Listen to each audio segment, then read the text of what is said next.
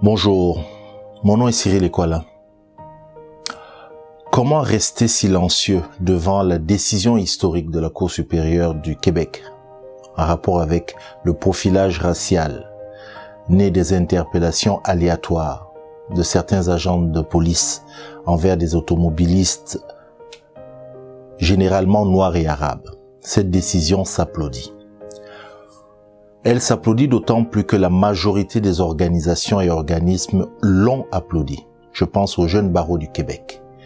Je pense à l'Association des avocats noirs. Je pense aussi à la Commission des droits de la personne et des droits de la jeunesse.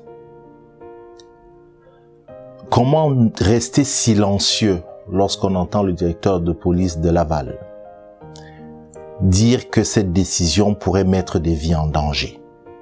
On peut le comprendre. Mais nous parlons ici d'interpellations aléatoires envers des automobilistes. Nous ne parlons pas d'actes violents, d'actes de délinquance. Comment rester silencieux lorsqu'on entend aujourd'hui, ou plus particulièrement il y a 2 jours, comment rester silencieux lorsqu'on entend la réaction du Premier ministre nouvellement élu, réélu, François Legault? Lorsqu'il accepte, il décide de ne pas reconnaître le racisme systémique.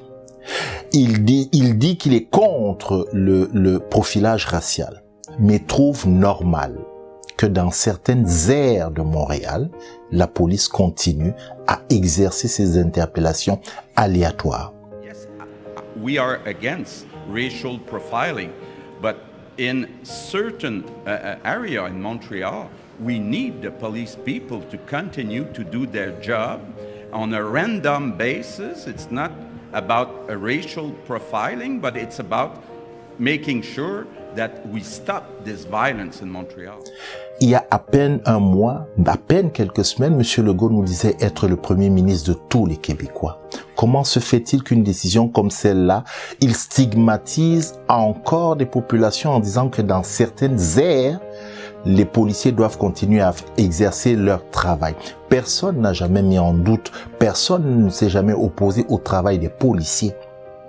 Mais on a parlé là d'une décision de justice sur des interpellations aléatoires basées uniquement sur la couleur de peau. Et c'est ce que le juge a mis en cause. Comment se fait-il que le Premier ministre associe ça nécessairement à certaines aires de Montréal, pour dire à certains quartiers? Ça, c'était dans son intervention en anglais.